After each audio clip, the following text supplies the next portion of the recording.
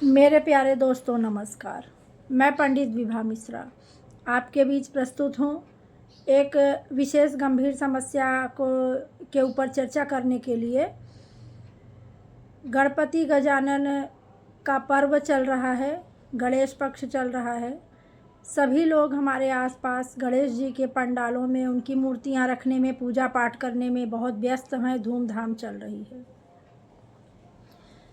आप लोगों के बीच बात ये रखनी थी कि गणेश जी का पंडाल रखना, उनका पूजा पाठ करना, अभी दुर्गा माता के आने का समय हो रहा है, उनका करना, ये सब हमारी संस्कृति का एक हिस्सा है और हमेशा से ये होते आए हैं।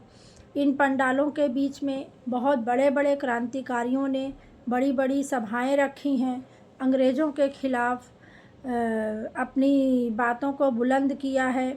देश की आज़ादी में अच्छे अच्छे मुद्दों को इन पंडालों के माध्यम से और यहाँ बैठकें करके उन्होंने सॉल्व किया है, जो कि आज हमको देखने को मिल रहा है।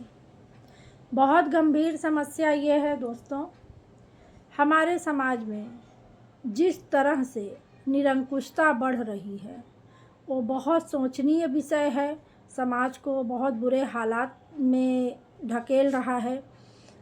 प्रशासन ठीक प्रकार से अपना कार्य नहीं कर पा रहा है, शायद उसका अंकुश अपराधियों पर उतना रह नहीं गया है। लोगों के बीच में कोई डर नहीं है शासन प्रशासन का, पुलिस का। और हमारे जो युवा वर्ग हैं वो नशे की चपेट में एकदम बहते चले जा रहे हैं, जिसका दुष्परिणाम हम सबको भोगना पड़ेगा और पड़ रहा है। यदि आज हम नहीं सचेत हुए तो आने वाली पीढ़ियां हमसे सवाल पूछेंगी और हम कोई जवाब नहीं दे पाएंगे। शासन प्रशासन का डर इस तरह से लोगों के मन से भाग चुका है कि हमारे यहाँ दुर्ग ज़िले में अभी 2 दिन पहले की बात है, दुर्ग ज़िले से 25-30 किलोमीटर दूर एक गांव में गणेश जी के आगमन पर डीजे जो बजता है उस पर डांस करने के लिए 2 गुटों में मारपीट हुआ, लड़ाई झगड़ा हुआ। पता नहीं ये द्वंद्व कब से चल रहा था, एक दिन की बात तो ये नहीं हो सकती। उसमें एक ही घर के 3 बच्चे अपनी जान से गए, उनको जान से मार दिया गया, 2 सगे भाई और 1 चचेरे भाई। गणेश जी का आगमन इतना पावन पर्व है, विघ्नहर्ता है। हम सब के लिए मंगल कामना करते हैं कि गणेश जी सबकी बुद्धि अच्छे से जो है दें और सबके दिन अच्छे रखें, सब पर अपनी कृपा बनाए रखें। ये 15-16 साल से लेकर के 20-25 साल तक के लगभग जो युवा वर्ग होते हैं और नशे में इतनी बुरी तरह से लिप्त हैं कि जिस तरह के अपराध बढ़ रहे हैं, हत्याएं बढ़ रही हैं, चोरी डकैती बढ़ रही हैं, शासन प्रशासन और पुलिस का डर लोगों के अंदर से ख़त्म होते जा रहा है। ये सामान्य स्थिति नहीं हो सकती, किसी भी व्यक्ति की सामान्य मानसिक स्थिति ये हो ही नहीं सकती यदि वो नशे की हालात में ना हो। तो ये जो 3 बालकों की हत्या हुई है, इनकी आपसी विवाद में हुई है। पहले भी इनका कुछ विवाद हुआ था जो बड़े बुजुर्गों के समझाइश से शांत हो गया था। ऐसा दिख तो रहा था समाज में कि शांत हो गया है, लेकिन शायद वो शांत नहीं हुआ था। जो कि डीजे के सामने डांस करने को लेकर एक विवाद पैदा होता है और उसमें इतनी विभत्स हत्या होती है। आप सोचिए हमारा समाज किस ओर जा रहा है। बच्चों में बड़ों के प्रति कोई डर नहीं है, कोई खौफ नहीं है, शासन प्रशासन के प्रति कोई खौफ नहीं है, कोई डर नहीं है। हर गली कूचे में सामाजिक संस्कृति के नाम पर, संस्कार के नाम पर, पूजा पाठ के नाम पर भगवान को ऐसे गली गली बैठा दिया जा रहा है और डीजे तो हमारे यहाँ जैसे एक अनिवार्य प्रथा बनती जा रही है। इस पर कोई लगाम शासन प्रशासन लगा नहीं पा रहा है। शराब के बाद डीजे दूसरा एक यंत्र बनता जा रहा है समाज में अपराधीकरण का और विभत्स हत्याओं का। बहुत दुखद विषय है। इस पे सामाजिक संगठनों को सामने आना चाहिए। शासन प्रशासन से निवेदन है कि वो अपनी जिम्मेदारी को बहुत ही प्रमुखता से निभाएं और इस पर बहुत विचार करने की आवश्यकता है कि लोगों के बीच से ऐसा डर समाप्त क्यों हो रहा है, क्यों इस पे शासन प्रशासन काबू नहीं कर पा रहा है। नशाखोरी पे हमारी सरकारें अनियंत्रित हैं, कुछ नहीं कर पा रही हैं, पता नहीं क्यों बेबस हैं, लाचार हैं, ये बात समझ में नहीं आ रहा है। समाज में बढ़ते अपराध में हमारी सामाजिक संस्थाएं और शासन प्रशासन लाचार है, चुपचाप मूक बधिर होकर तमाशा देख रहे हैं।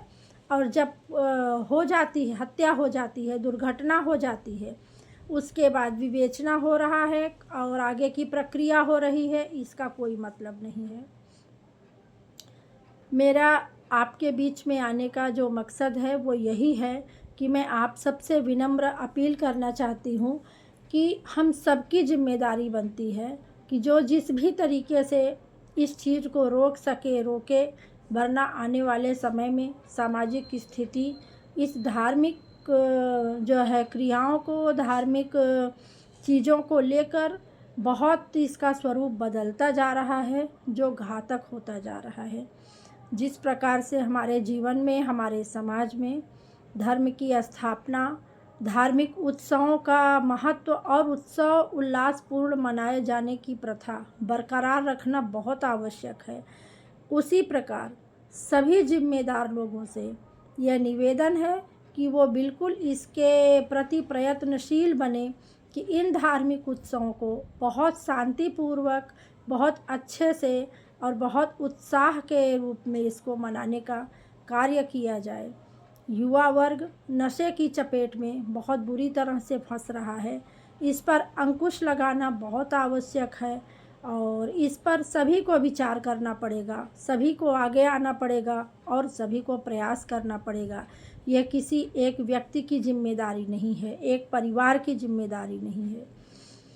दोस्तों, बहुत दुखद है यदि किसी समाज में, किसी गांव में, किसी गली, किसी शहर में इस तरह की विभत्स घटना होती है तो बहुत निंदनीय है और सभी के लिए बहुत शर्मनाक है।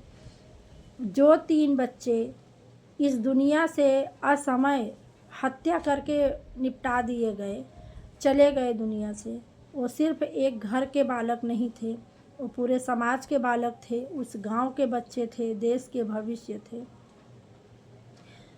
बच्चा जब समाज में जन्म लेता है तो एकदम कोरा कागज होता है। वो उस समय नशेड़ी नहीं होता है, वो बड़ा नहीं होता है, वो छोटा नहीं होता है, वो सिर्फ बालक होता है, अबोध होता है। लेकिन जैसे जैसे वो बड़ा होता है, उसकी परवरिश, उसका पारिवारिक और सामाजिक परिवेश जिस तरह से होता है, उसकी मनोवृत्ति, उसका मनोविकार और उसकी स्थिति वैसी ही होती जाती है। यदि कोई बच्चा अपराधी बनता है, यदि कोई बच्चा बलात्कारी बनता है, यदि कोई बच्चा हत्यारा बनता है, चोर उचक्का बनता है, तो दोस्तों अब समय आ गया है कि हम ये कहना छोड़ें कि उनके परवरिश की गलती है, उनका पारिवारिक परिवेश ऐसा है। हमारा समाज जिम्मेदार है, हम भी जिम्मेदार हैं, आप भी जिम्मेदार हैं। कोई बच्चा यदि समाज में गलत दिशा पकड़ता है, पूरा तंत्र, पूरा समाज उसका जिम्मेदार है और उसका भुगतान हर किसी को करना पड़ेगा। बहुत ज़रूरी है संभलना।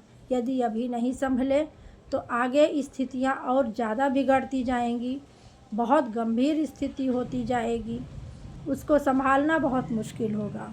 तो मेरा आप सबसे निवेदन है कि बिल्कुल आपस में आप लोग जहाँ भी बैठें, जिस भी स्तर पे आप आपस में बात कर सकते हैं, एक दूसरे से चर्चा करिए।